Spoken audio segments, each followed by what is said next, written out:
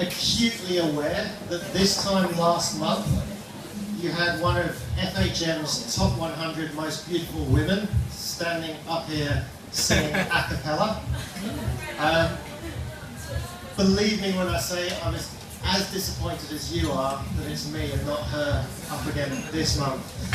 I was actually here, I came for the first time last month. I saw Cindy up here singing, and it was somewhat intimidating, so I went and had a chat with Gina, and I was like, what do you want me to do on stage next month? And Gina was like, look, it's fine, the audience seems to love what Cindy's doing, so just do what she's doing, or something original.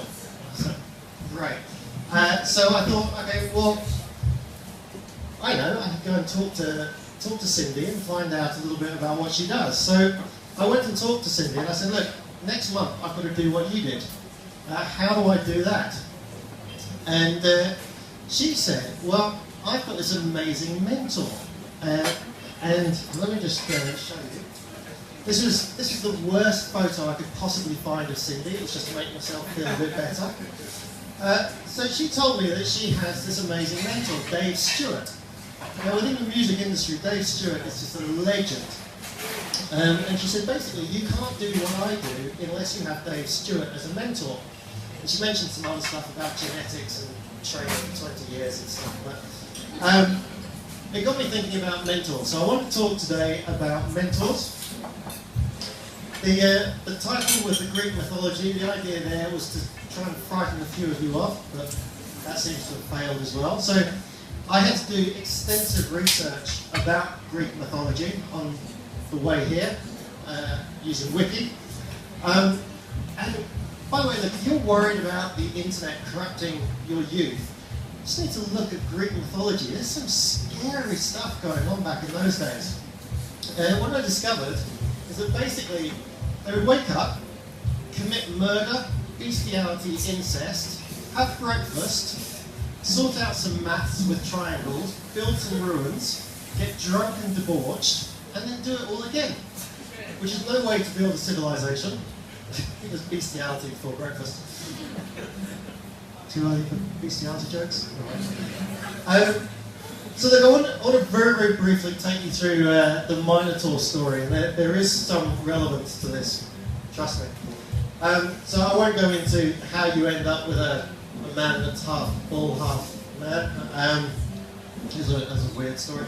But anyway, so there was a Minotaur in ancient Greek, lived in a maze, and the king kept this maze and he fed him on children, which is a good thing to do. So basically, every year, 9 children had to go into this maze. They never came out. Very sad. Eventually, Theseus said, look, I've had enough of this. Prince Theseus. He decided he was going to go in and he was going to slay the Minotaur. Fortunately, on his way in, the princess who owned the labyrinth fell in love with him, which is always convenient.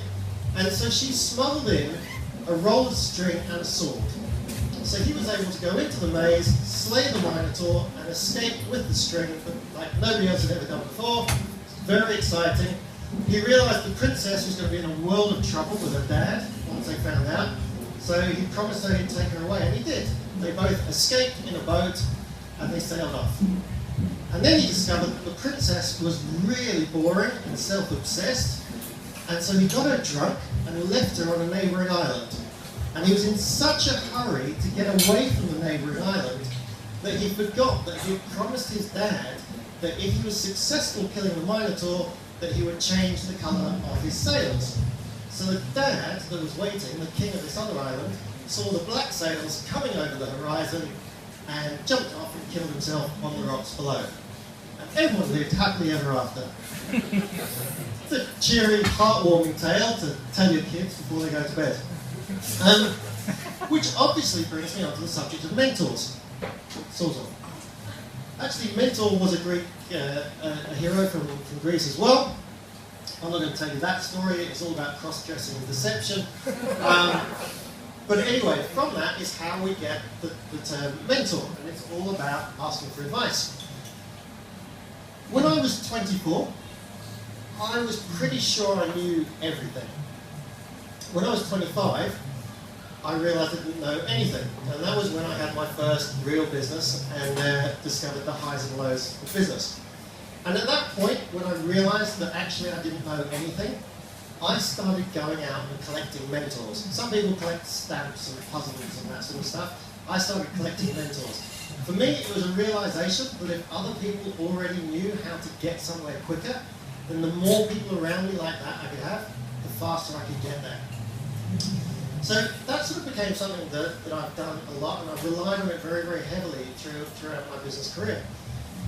And it really surprises me when I find other people that don't do that. And right now I'm part of an organisation, we meet with a lot of entrepreneurs. Over the years, I've probably met with several hundred, maybe even 1,000 entrepreneurs, business owners, successful people in careers. And many of the time, they don't have mentors. And it just kind of surprises me. And I think it's his fault. See, I think what people are waiting for is some Mr. Miyagi character to come down and look after them and give them this full service of mentorship. And in my experience, it just doesn't work like that. It's not about having this one person that can be everything to you. It's actually, for me, it's about finding lots of people that can help me in different areas. So I came up with something for myself, which was a way that I approach mentors and what I aim to get from them. So what I'm going to do is share that with you. Hopefully it'll give you some ideas, and hopefully it'll allow you to fast track a little bit whatever you're doing. So it starts with panic, as so many things do. So one of the things that I find is that generally, if I'm panicking about anything, it's because I haven't got a mentor in that area. So it's a really good symbol to me that I need to find some help. I need to find somebody, so instead of asking the question, what do I do now, I ask the question, who already knows the answer to this problem? Who can help me? Who would benefit if I get this right? Fortunately, it also, those 5 letters are the 5 things that I look for in a mentor. So I'll take you through them. So the first thing I'm looking for is perspective. And there's 3 types of perspective that I'm looking for. I'm looking for someone in the industry. Somebody that already knows the industry better than me. So whatever it is that I'm doing, if I'm launching a new product, if I'm launching a new business, I will go and find someone that already knows that industry well. They can give you a whole level of perspective that you're not going to get otherwise. But I'm also going to find someone outside of the industry, someone in a completely different industry. And that's the market.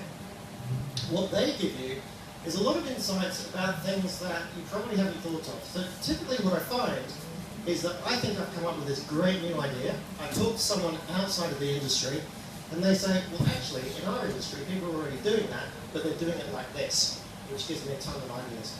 The third one is life. And this is for when you're really panicking. Now, this is when you've got yourself into a real hole. I've got 2 or 3 people that I will pick up the phone to, and they're the ones that remind me that I'm just playing a game. That it's, give me a bit more perspective on things. As entrepreneurs, small business owners, ambitious people, we tend to get incredibly close to our ideas, we get incredibly close to our problems. Oftentimes we can see it in other people, but we can't see it in ourselves. So it takes that perspective to give us that insight.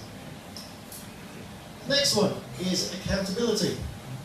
I was very, very excited when I set up my first company because I realized I didn't have to report to anyone. It was great until I realized I didn't have to report to anyone, and I was a real slacker. So it actually became a problem, and I realized that I needed that accountability. I needed it. I needed someone to keep me on track. So I started going out, finding mentors that could hold me accountable. I would make commitments to them. Every quarter, I would have to come back to them and tell them whether or not I had made those commitments. We notice it in fitness as well. One of my companies, Fitness Buffet, one of the major reasons that people drop out of fitness programs is a lack of accountability. I know for myself, I have to play team sports. It doesn't matter how hungover I am, I will get up and play for those teams because I know that there's that accountability. When it's just me going for a run, it doesn't work so much. So accountability is a key reason to get someone on board. Oftentimes, I bring them on as a board of advisors, and many, many times they also become directors of my company, which makes me incredibly happy. So the next one is network. I'm a huge believer in networks. I think I was probably about 28 when I realized that there were people out there that had amazing networks. They just pick up the phone and speak to lawyers, politicians, financiers, whoever they wanted. I thought, wow, that's cool. I want that. I just don't want to be 60 years old by the time I get it. So by the age of 28, I started building a network by design. And one of the things that I realized was that finding the right mentors can actually shortcut that process significantly. Because when you get a referral from somebody that network already trusts, it already gets much, much easier. So network's really important.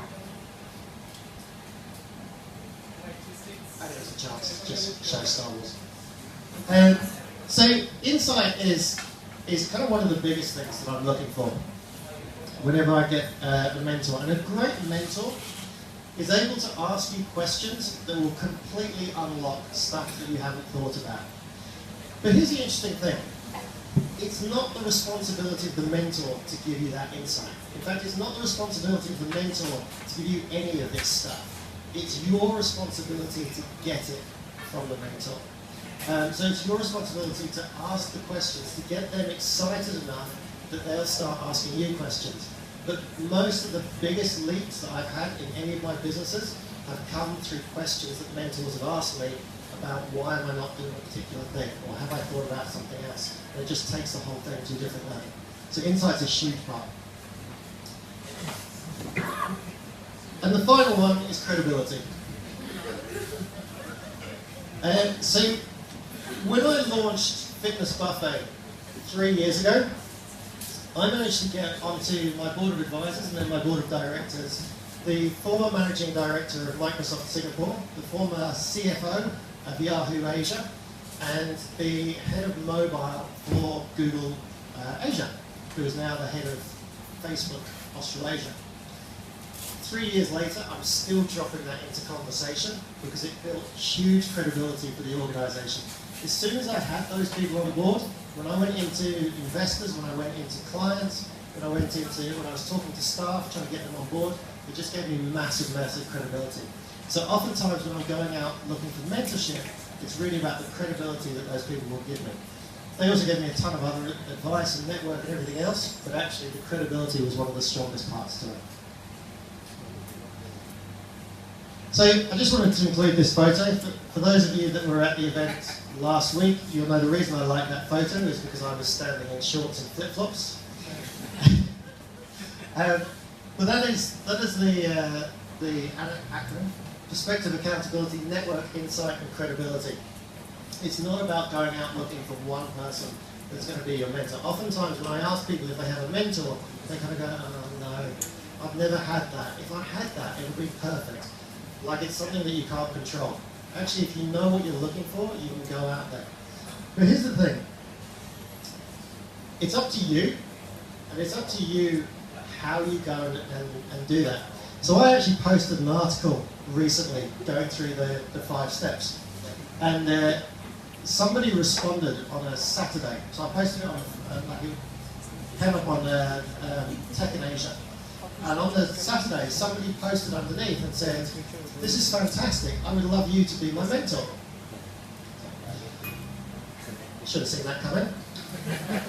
By Sunday, that person had found my phone number and was sending me text messages saying, "Will you be my mentor?"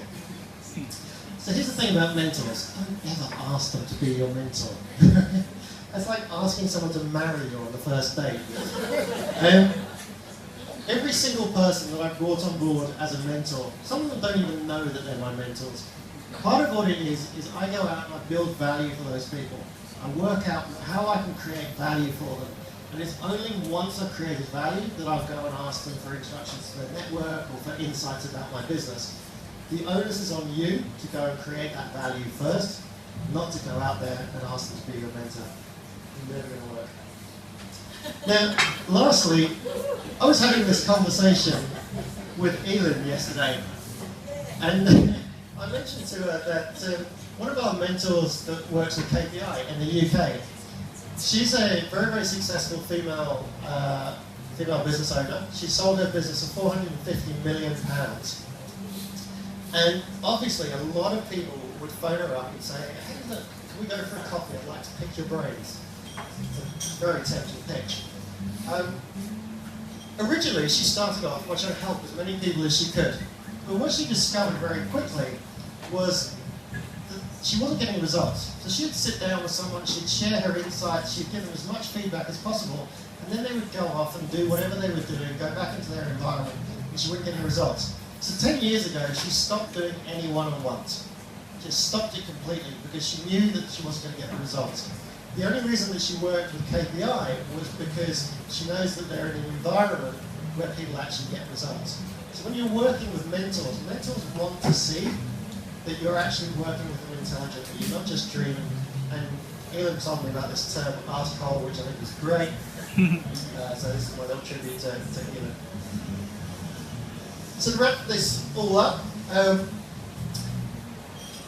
we all have a maze in life that we need to get through, and we all have our demons to slay. The best way to do it is to find someone that can hand you a sword and a roll of string. See that? Wrapped it all up together. So that's why they'll talk. Find the mentors that can help you. It makes things go a lot quicker. And if you've got any questions, you won't be an arsehole today. You can just ask me questions, and I'll stand up here and drink.